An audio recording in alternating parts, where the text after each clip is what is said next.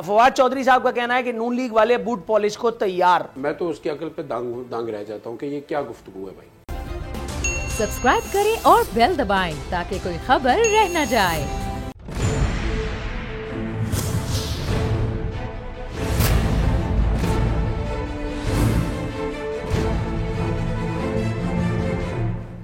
Welcome back ناظرین. Programme اختتامی مراحل میں داخل ہو چکا ہے. رانا مقبول صاحب، سر شہباز شریف صاحب بھی اگر ہم بات کریں بہت ہی عز و انکساری کے ساتھ، بہت ہی ادب کے ساتھ میں آپ سے یہ کہنے کی اجازت چاہتا ہوں، شہباز شریف صاحب کا ٹریک ریکارڈ بھی اس حوالے سے کافی انورٹڈ کاماز میں اجلا ہے. وہ بھی رات کی تاریکی میں کئی مرتبہ آپ سمجھ رہے ہوں گے مقدس مقامات پر زیارت کرتے پائے گئے اور ہر زیارت کا کوئی نہ کوئی خاطر خواہ نتیجہ نکلا. پہلے اس طرح کے مشنز پر چودھری نثار صاحب ان کے ساتھ ہوا کرتے تھے، لیکن اب میرا خیال ہے کوئی اور سہولت کار دستیاب ہے. آپ کی مسکراہٹ پہ قربان جاتے ہوئے پوچھنا یہ چاہ رہا ہوں کہ یہ اچانک سب لوگوں کو ٹرمینیٹر بننے کی کیوں سوچ پڑی ہے؟ اچانک کہیں سے کچھ تو ہے. سر اگر آپ کوئی بریکنگ نیوز میرے پروگرام کے توسط سے ناظرین کو دینا چاہیں، یہ اچانک تو نہیں ہوا. نور العارفین صاحب سارے دیکھ رہے ہیں کہ جو مستقبل کا حرف جو ہے سامنے لکھا ہوا نظر آ رہا ہے، اس لیے سارے اس پہ غور بھی کر رہے ہیں، اقدامات بھی اٹھا رہے ہیں. آپ نے دیکھا ابھی تازہ کے پی کے کا الیکشن آپ نے دیکھ لیا، اس سے پہلے آپ نے حلقہ 133 کا الیکشن دیکھا، پھر آپ نے جو خانیوال کا الیکشن دیکھا، اس سے پہلے ڈسکا کا الیکشن دیکھا تھا، اس سے پہلے کنٹونمنٹ کا الیکشن دیکھا تھا. تو یہ سارے کیا انڈیکیٹرز ہیں؟ سارے کے سارے لوگ اس کو پڑھ رہے ہیں، ان انڈیکیٹرز کو، اور اس حساب سے وہ اپنی ایفرٹس کر رہے ہیں، انڈیورز کر رہے ہیں.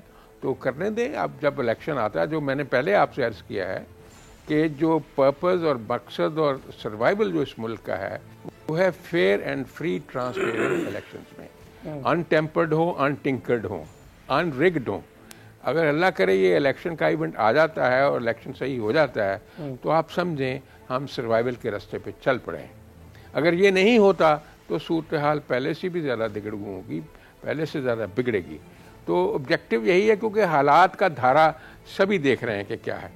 جنہوں نے بعض کا جسے ہم بڑے مین سٹیک ہولڈر کہتے رہتے ہیں وہ بھی تو دیکھ رہے ہیں نا. ان کو نہیں پتا کہ عوام الناس کے دل کی دھڑکن کیا کہتی ہے، ان کی نبض سے کیا معنی نکلتے ہیں. اس لیے یہ سارے کا سارے جو ٹرینڈ آپ دیکھ رہے ہیں سبھی پولیٹیکل پارٹیز میں اور دوسرے ایشو لینڈز میں، اور اسی وجہ سے ہی ہے کہ اب یہ جو سیٹ اپ ہے یہ ڈیلیور نہیں کر پایا، نہ کرے گا، نہ کر سکے گا. ہاں البتہ اگر 5 سال بعد یہ محنت کر کے پھر آتے ہیں تو آنے دیں، کوئی بات نہیں. جو آدمی ووٹ لے گا، جائز ووٹ لے گا، اسی کا حق بنے گا. اس لیے جائز ووٹ کا اس قوم کو موقع دینا چاہیے اور جلدی سے جلدی دینا چاہیے، ورنہ حالات مخدوش سے مخدوش تر ہوتے جائیں. اللہ ہم پر رحم فرمائے اور اس ملک پر بھی. جناب واسق قیوم صاحب، سر فواد چودھری صاحب انکشاف فرما رہے ہیں کہ نون لیگ والے بوٹ پالش کو تیار. سر اپوزیشن کا بیان ہے، کہتے ہیں کہ بوٹ آپ سے چھوٹے تو ہمیں ملے. سر فیصل واؤڈا والنٹریلی فی سبیل اللہ وہ جوتا اٹھا کر کے پہنچ گئے تھے شو میں، مطلب اس حوالے سے آپ لوگوں کا ریکارڈ بھی کچھ اچھا تو نہیں ہے. واسق قیوم صاحب آپ مجھے سن سکتے ہیں؟ بات میں بالکل سنتے بیچ میں. جی اب میں آپ کو سن رہا ہوں، آپ کی بات شروع کی میں نے سن لی ہے. رائٹ، میں اپنا سوال دہرا دیتا ہوں، تھوڑا خاطر جمع رکھیے. میں اپنا سوال دہرا دیتا ہوں تاکہ جواب پورا ملے. سر فواد چودھری صاحب کا کہنا ہے کہ نون لیگ والے بوٹ پالش کو تیار. اپوزیشن کا کہنا ہے کہ بوٹ آپ سے چھوٹے تو ہمیں ملے. فواد چودھری صاحب کے اس بیان کی کنٹینیویشن میں فیصل واؤڈا صاحب جو بوٹ اٹھا کر کے پہنچ گئے تھے، یہ فی سبیل اللہ یہ اپنے طور پر یا ان کو کسی نے کہا تھا، یہ کسی پرائی خدمت کا اجر ان کو دیا گیا کہ ان کو سینیٹر تک بنایا گیا؟ فیصل واؤڈا صرف ایک نام ہے، جواب ان کا مت دیجیے گا، جواب پوری حکومت کا دیجیے گا. جناب امن، یہ بغیر بوٹ پالش اور یہ وہ ساری چیزیں. نہیں میں ایز اے ہول میں ایز اے ہول بات کروں گا. جو بوٹوں کے حوالے سے بات ہوئی، دیکھیں بوٹوں کے حوالے سے تو وہ بات کریں نا کہ جنہوں نے تحریک نہ چلائی ہو. ہم آج بھی اس کو اپنے سرکلز میں، اپنے کوریڈور میں، جو ہمارا اپنا پرسنل پی ٹی آئی کا کوریڈور ہے، ہم یہی ڈسکشن کرتے ہیں کہ ہم تحریک سے پارٹی کی طرف آئے.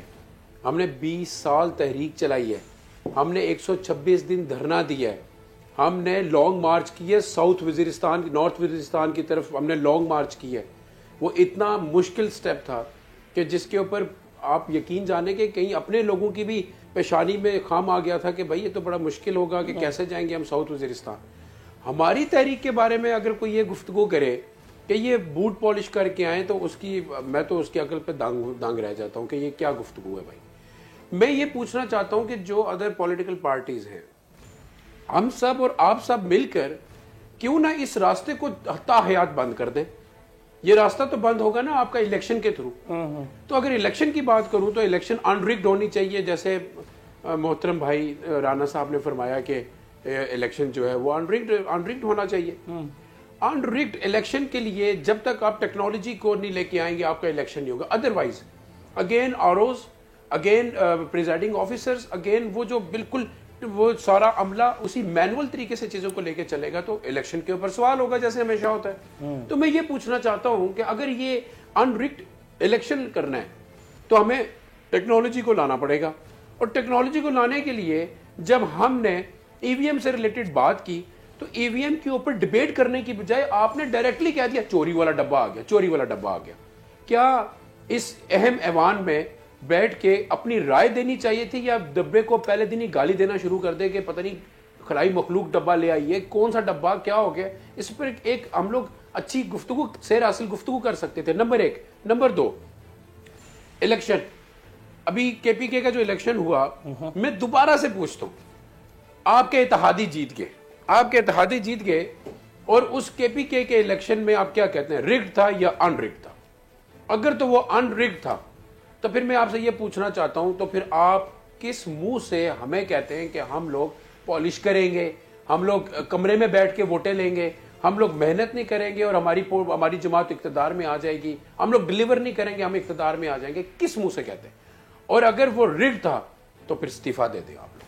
ٹھیک ہے استعفیٰ دے دیں, کیونکہ آپ کو تو سٹانس ہے. نقطہ آپ کا آ گیا تھوڑا سا, تو میری مختصر بات ہے, بالکل باٹم لائن ڈن ہو گیا. سر تھوڑا سا توقف. نادر نبیل قبول صاحب, سر ٹیکنالوجی کے استعمال تک وہی والی بات جو ہم نہیں کرنا چاہ رہے تھے لیکن اب کرنی ہی پڑے گی.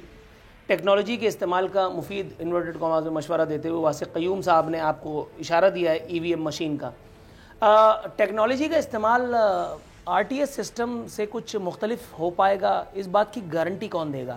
وہ آر ٹی ایس سسٹم, پھر وہ اس کے بعد ایک اور ٹیکنالوجی آئی تھی دھند ٹیکنالوجی, جس میں ریٹرننگ افسران جو ہے کھو جاتے تھے.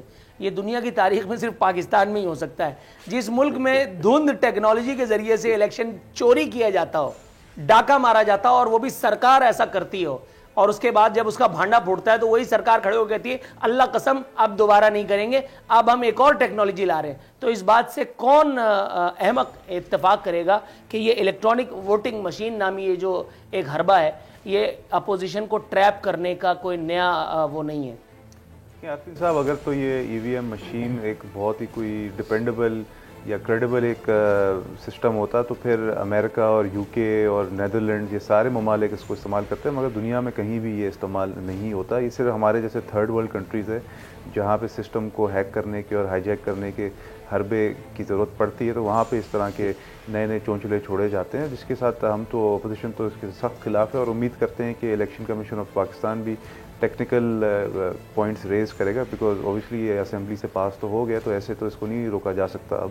مگر اگر الیکشن کمیشن آف پاکستان کوئی ایسی ٹیکنیکل اس میں خامیاں دکھا سکتا ہے اور بتا سکتا ہے, اور ہم بھی اوبیسلی کورٹ جانے کی کوشش کریں گے اور اس کو چیلنج کریں گے اس ڈیسیجن کو, because we are not sure کہ اس کو کریڈیبلی عوامی نمائندے اس کے تھرو آ سکتے ہیں, بیکاز جس طرح آپ نے خود فرمایا کہ آر ٹی ایس سسٹم جس طرح بیٹھ گیا تھا اور 3-4 دن بھی کچھ کانسٹیٹیوئنسیز کے ووٹس رزلٹ سامنے نہیں آئے تھے, تو ای وی ایم مشین تو I think it's even more easy to high Jack. ایک سمپل سافٹ ویئر اپڈیٹ, جس طرح آپ کو پتہ ہے کس طرح ہوتا ہے سافٹ ویئر اپڈیٹ پاکستان میں اور کس وجہ سے یوز کیا جاتا ہے سافٹ ویئر اپڈیٹ, تو اس میں سافٹ ویئر اپڈیٹ کے تحت آپ صرف بلے کے جو ٹھپے ہیں وہ آپ دکھاتے ہیں. سافٹ ویئر کئی طرح کے ہوتے ہیں, کچھ اپڈیٹ ہوتے ہیں, کچھ کیے جاتے ہیں, لیکن کچھ سافٹ ویئر جو ہیں وہ اپڈیٹ نہیں بھی ہوتے, یا یوں سمجھ لیجیے کچھ لوگ جو ہے وہ ہارڈ ویئر پہ ہی اکتفا کرتے ہیں. نادر نبیل قبول صاحب, رانا مقبول صاحب اور واسق قیوم صاحب, تینوں معززین کو آپ کی شو میں شرکت پر ایک مرتبہ پھر سلام تحسین پیش کرتے ہوئے آپ کے قیمتی وقت کا شکریہ. وائنڈ اپ کی طرف جاؤں گا. ناظرین, یہ تھا آج کا شو. انشاءاللہ اگلے ہفتے بشرط زندگی آپ سے ملاقات ہوتی ہے. فی امان اللہ.